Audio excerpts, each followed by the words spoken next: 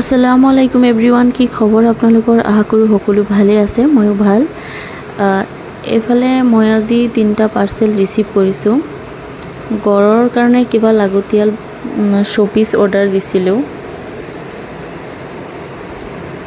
এইফালে চাওকচোন কি আহিছে, এইটো পেৰিছ বুলি লিখা আছে ইয়াত।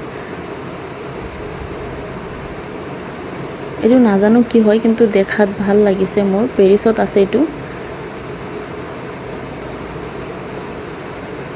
সেইকাৰণে মই অৰ্ডাৰ কৰিছোঁ। বহুত ধুনীয়া, মেটেৰিয়েলটো বহুত ধুনীয়া হয়। এইফালে মোৰ ছেকেণ্ড পাৰ্চেলটো আনবক্সিং কৰি আছে।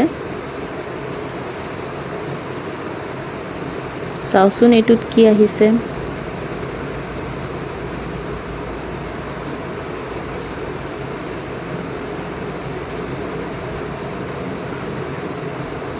এইটো হৈছে এটা চাইকেলৰ নিচিনা হয়, ফ্লাৱাৰ বাছ।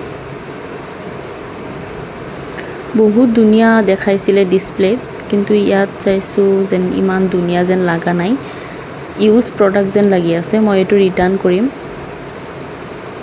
ইমান ভাল লগা নাই মোৰ।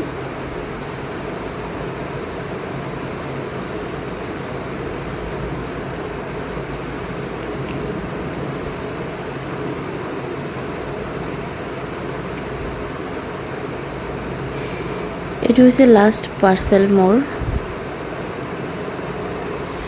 এইটো মোৰ নিজৰ কাৰণে আনিছোঁ, কুৰ্তা ছেট হয়। বহুত ধুনীয়া আহিছে, অফাৰত পাইছিলোঁ। ইমান কম দামত যে ইমান ধুনীয়া কুৰ্তা ছেট পাম বুলি ভবা নাছিলোঁ।